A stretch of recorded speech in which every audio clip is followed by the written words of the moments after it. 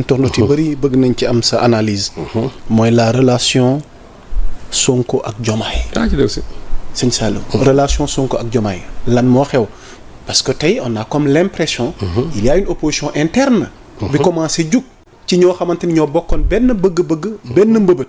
mais une fois au pouvoir. mu mel ni léegi dafa am ñaari yoon. Sonko mi ngi bëgg yëf yi dëppook li nga xamante ni moom lañ jaay sénégalais.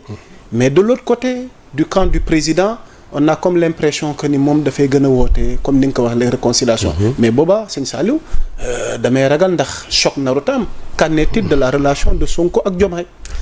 xam nga c'est même bénéfique que souvent mu am ay fractures entre le premier ministre et le président parce que ça permet de recadrer beaucoup de choses parce que xam nga ànd boo gis yàmmu sax surtout ànd bii nga xamante mooy Diomaye ak Sonko parce qu'il faut que nit ñi xam la relation qu'il y a entre les deux au-delà même de la politique la relation humaine bi amoon la relation professionnelle donc il y a beaucoup de choses qui lient Sonko ak Diomaye ba yàlla def tey nag ñoom ñu nekk à la tête de l'exécutif.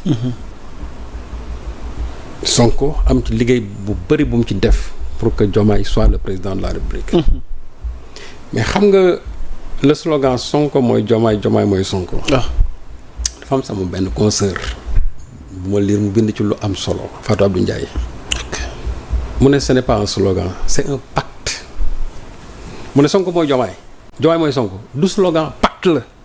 pacte nag mooy accord la boo xamante ni yéen da ngeen koy signer seen biir mooy loo xam ne yéen da ngeen ciy déggoo mën a nekk loo xam c'est verbal mën na loo xam lu ñuy bind la mais da ngeen ciy déggoo loolu pacte la donc ça va au-delà même ñoom de leur personne que Diomaye mooy Sonko Sonko mooy Diomaye ça appartient aux Sénégalais parce que mbir mi bi mu xewee ñi ci gën a am problème du Diomaye ak Sonko naqar bi ci nit ñi am c'est-à-dire que émotion yi ci génn man yaa Moussa sama téléphone bi xaw na explosé parce que y a beaucoup yoo xamante ne nii c'est-à-dire am yoo xam ne ils étaient mal à l'aise ci situation bi am nii.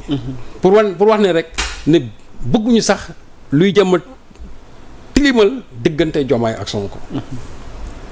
léegi nag pouvoir dafa am réalité. te Ousmane wax na ko. Ousmane nee na. boo nekkee président. dafa am ay forces yoo xam ne toujours dañuy jéem a tàggaleeg sa parti te mooy dëgg te loolu du Sénégal rek loolu fépp la nag.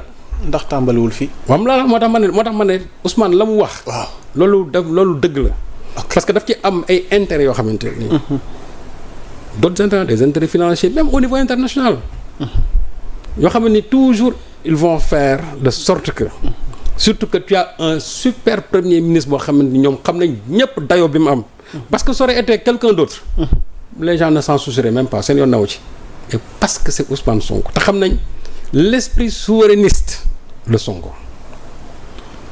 te ñu xam Sonko nan la mel par rapport à ce projet là ak Sonko lu muy conseillé ci ñoom ci seen i obstacle pour seen i intérêt. mais ku mel noonu. mais da ngay liggéey pour jëlee ko fi. te lobby yooyu ñoom ci seen logique lañ système boobu non ñooñu seen logique lañ nekk yaa Moussa c'est-à-dire que dinañ def le tout xool ba dégager la te fu ne nag lañ lay jaar mën nañ jaar say xarit mën nañ laa jaar au niveau international mën nañ la jaar ci say soxna mën nañ la jaar ci say sëriñ mën nañ la jaar fu ne pour tàggale la ak ki nga xamante ne moom lañ peuple bi sësale ak yow. Ça devient sérieux là. moom laa la wax non c'est-à-dire que c'est des choses yoo xam ne il fallait s'y attendre man day loolu mos naa ko xam na ku ma ci mos a waxtaan ma ne ko. duo bi li muy rafet. attendez-vous à ce que les gens vont se battre xam la nit ñi dinañ xeex pour tàggale leen. ça peut être même au sein de leur parti mën na sax loolu mën na faa am. te je ne l'exclus pas. clan yi tàmbale na de. noonu même gis nga au niveau international. te loolu lu ma xam la. loolu nag du lu ñuy wax ci penc mi premier ministre mënu ko wax même au niveau international am na ci pays boo xam il s'est beaucoup activé pour séparer Diomaye ak Sonko. déedéet sëñ Saliou. billaay laa wax. un pays à l'international. pays laa la wax pays qui s'est activé. beaucoup un pays qui s'est beaucoup activé pour tàggale Diomaye ak Sonko. billaay yàlla mën na seede li may wax. à quelle fin. xam nga non à quelle fin mooy li Sonko waxoon c'est-à-dire que si Sonko est dégagé Diomaye maintenant est à découvert c'est-à-dire que ñoom ils vont le manœuvrer comme ils veulent. boobaa le mythe va tomber. waaw c'est en fait ce qu'ils veulent. parce que ñoom seen i intérêt c'est pas l'intérêt des Sénégalais. ñun suñu intérêt mooy que Sonko ak Diomaye fasse toujours bloc pour la réussite du projet mais ñee ñoom seen yoon newul ci projet xam nga lu ñu bëgg mooy ñoom seen i business nay dox ci réew mi ñoom nañ mën a téye président yi di la manœuvrer moo tax loolu Sonko doon wax ne une fois nga ñëw au pouvoir dañ la naan woy yow tu es le président tu transcendes les partis et cetera nangam ak nangam ak nangam xam nga loolu option la ci peut-être yenn pays yi mais ñun dans nos pays là c'est pas encore une option parce que boo demoon tey xam nga souvent da ngay dégg sax ñu naan l'exemple de la woy Chine c'est une république totalitaire waaw Chine c'est une république totalitaire mais terewul ils ont un système politique boo xam ne qui leur permet ñoom de maintenir leur pays dans la stabilité et aussi faire aujourd'hui de la Chine un pays de développement un pays très développé daf ñu tëj ñun moom laa wax c'est-à-dire que léegi waaw loolu nag waaw su fekkee ne da nga am parti boo xamante ne nii moo la tàggat nga nekk ci am ci ay responsabilités parti boobu permettre leen tey ngeen xeex ba am la confiance populaire ngeen dem jël réew mi parti boobu en aucune façon waroo ko sori en aucune façon parti boobu waroo ko sori et décision bu nga xamante ne et la Sonko laa di yenn décision majeure yi parce que boo koy dee jël aussi c'est-à-dire que parti bi daf ci am solo parce que parti bi yow li ngay doxal jàppal na ci parti bi la jógee donc parti boobu ña fa nekk la nga xam ne moom lañ am ci xam-xam war ngay mën a toog ak ñoom ñu la ci jox ñoom seen xel ak seen xalaat yow nag tu es le président de la République soo demee nag à un niveau supérieur c'est à toi de prendre la bonne décision d'ailleurs boo demoon par exemple fu mel ni Chine tey xam nañu la dañ naan le parti décide l'exécutif exécute. ah c'est un parti. waaw parti état femme. waaw mu ngoog mais xam nga nit ñi dañuy fusionner naan parti état wooy ab régime totalitaire. waaw noo gisee loolu. parti état régime totalitaire. non xam nga est-ce que Sénégal. war nañu mën a amal parti mais régime totalitaire c'est pas un régime dictatorial.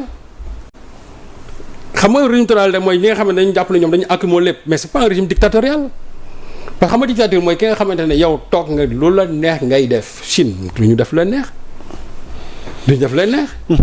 même aujourd'hui on ne parle même de bon gars yi amuñu fa liberté et cetera mais dans les autres pays là aller en France aller aux États-Unis vous pensez que foofu aussi les gens ils ont leur liberté ci yëpp. mais quand même il faut qu'on revienne à la raison.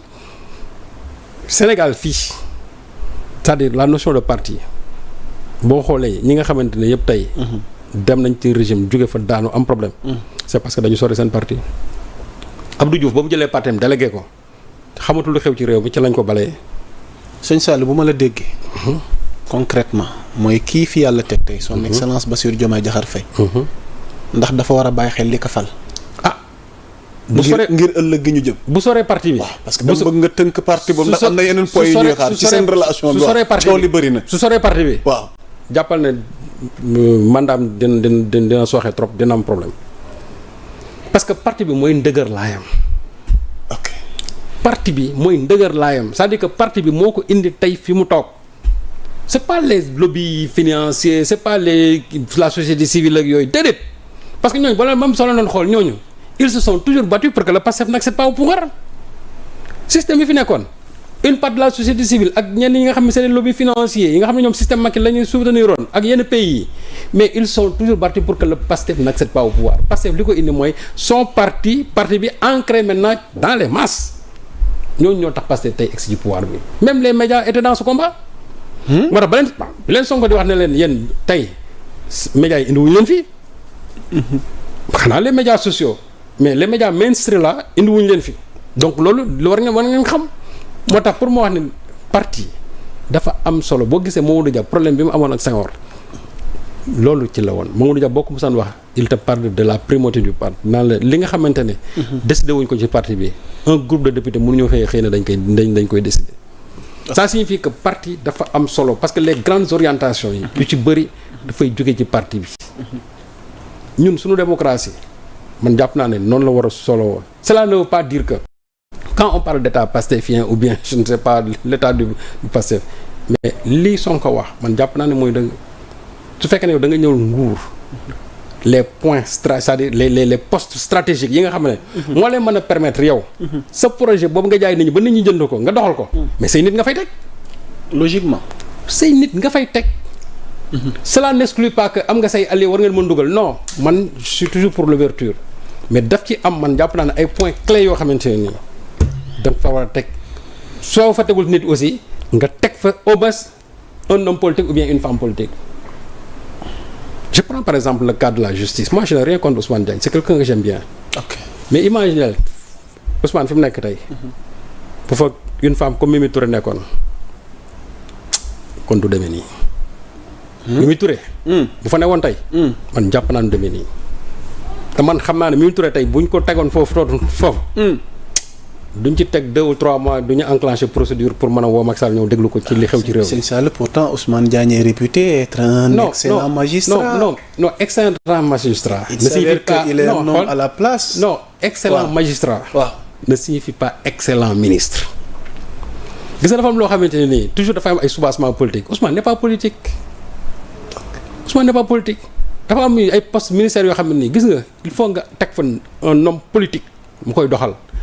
c'est pas parce que tu es un homme du sérail que tu veux nga doxal mbir mi c'est pas parce que tu es un économiste que boo ñëwee économie dox c'est pas parce que tu es un médecin boo ñëwee santé lépp dox déedéet. gouvernement Senghor da nga daan gis ay des instituteurs yoo xam ne ñu jox leen ay postes clés ñu doxal ko comme cela se devait. man jàpp naa lu mel ni justice nga ñëw door a toog. il fallait confier ça à un homme politique. nga xam ne moom dina xam li tax mu toog fa. waxuñu fii pour def ay règlement de compte déedéet. mais il faut rendre compte. pas règlement de compte mais reddition des comptes nag. au nom de xawma stabilité. réconciliation lu ñu ci mën wax. mooy il faut d'abord rendre compte c'est-à-dire rendre justice. justice moom bu amul ci réew mi. jàppal ne mënuñu fi def benn liggéey mu dox. et je voudrais tout simplement ma daaneel ci loolu. que ne dans ce pays waaw. il n'y a pas un problème d'instabilité. il n'y a pas un problème dans la société. les gens vivent en parfaite harmonie dans ce pays. kenn amul xarma yàlla kenn. problème bi ñu fi amoon c'était avec Macky Sall aujourd'hui Macky Sall n'est plus là mais am na lu mu fi bàyyi. ci ay blessures am na lu mu fi bàyyi ci ay mitit loolu il faut qu'on pense sur là il faut ñu faj loolu ba mu wér parce que bu ñu ko fajul toujours góom bi dafay nekk te chaque fois boo tourné nga gis góom bi sa xol day gaaw day gën a jeex te bu yàggee docteur bi nga xam ne moom lañ la indil nga gis ne docteur boobu yow sa jàngoro jooju mi ngi koy négliger bu subaa boo deful ndànk métit ba nga doon ba la nga amoon comme ressentiment ba météo dal sa kaw boo deful ndànk dina ko tourné yow teg ko ci yow mi nga xam ne yow docteur bi yow yaa ko waroon fajal te docteur boobu mooy le président de la République donc pour dire Sonko mooy Diomaye mooy Sonko boobu. waaw nañ ci bàyyi xel man jàpp naa ne. ndax dinañ sauver pacte bi. waaw non dinañ ko sauver sax. xam nga lu tax waaw xam nga parce que ñoom ils sont conscients li tax ñu bàyyi leen fi. te li xew fan yi booy coow li bëri. pour man dafay gën a ressouder les liens entre le premier ministre et le président de la République mais c'est normal Yamoussa. que dans la marche d'une république. que ñu dem Sonko Diomaye qu'il y ait des problèmes entre eux.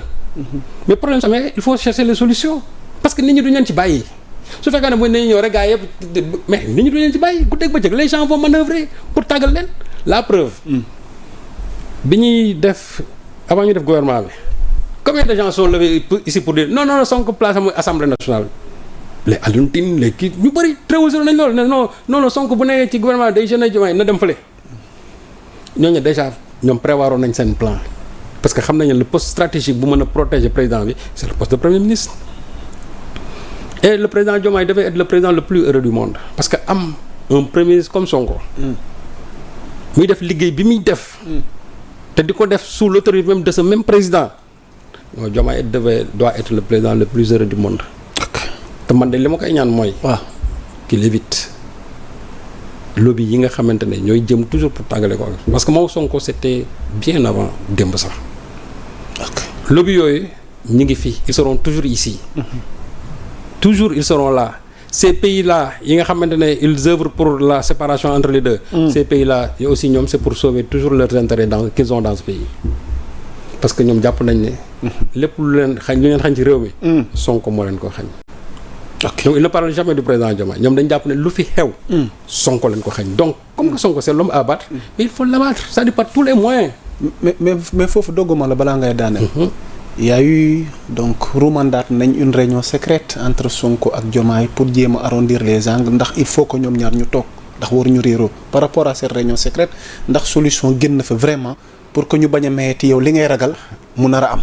xam nga man jàpp naa ne sax réunion boobu ñu wax na. waaw réunion bi waaw. jàpp naa ne sax c'est pas une réunion de réconciliation. Ah bon. waaw pour man noonu wax peut-être que dañ doon toog waxtaanal seen biir rek pour wan gars yi ne dara xew fii mais ñoom ñaar. mais climat réunion bi ndax. moom laa saa que Sonko ak Diomaye. ñoom ñaar. ils se parlent chaque jour même bu ñu gisantewul. ah bon. chaque jour que Dieu fait ils se parlent chaque jour. ils se parlent chaque jour. ils parlent du pays chaque jour bu ñu gisantewul nii Sonko bu demul gis Diomaye wala ñoom ñu dajee. fenn ma ne chaque jour moo tax ma ne. nit ñi buñ sax ñu wax dañuy wax taxamuñu. ok Diomaye ak Sonko li ñu mën la chaque jour ils se parlent parce que xam nañ ne ñoom lañ teg ci dëkk bi ñi nga xam ne ñoom lañ jox dëkk bi. waaw mais il faut chaque jour ñu xool waxtaan dëkk bi c'est-à-dire lan mooy xew ci dëkk bi. ils se parlent chaque jour yaa Moussa loolu man maa la ko wax. jërëjëf waaw. tous ces gens là yu naan nii way Sonko ak Diomaye nii ku la ko wax waxul dëgg man maa la wax ne chaque jour Diomaye et Sonko se parlent chaque jour nag. qu'il soit dans ce pays kii bu demee à l'extérieur kii ñu nekk fii ci dëkk bi nii bu ñu dajewul conseil des ministres wala ñu dajewul ci beneen ndaje ci beneen rencontre. ma ne la chaque jour il se parle. ah góor ok. te nag du wax ay Diomaye na nga def Sonko sawa naka mbir yi kii déedéet il se parle c'est-à-dire il parle du pays. jërëjëf. loolu moom na ko nit ñi xam et que les gens soient sereins pour wan la ne Diomaye mooy Sonko boobu c'est une réalité du wax. ok waaw da nga may prox ndoll nag parce que. am na leneen loo xamante ni tamit ñu ngi koy waxtaanee di ko njort fan yi ñu jëm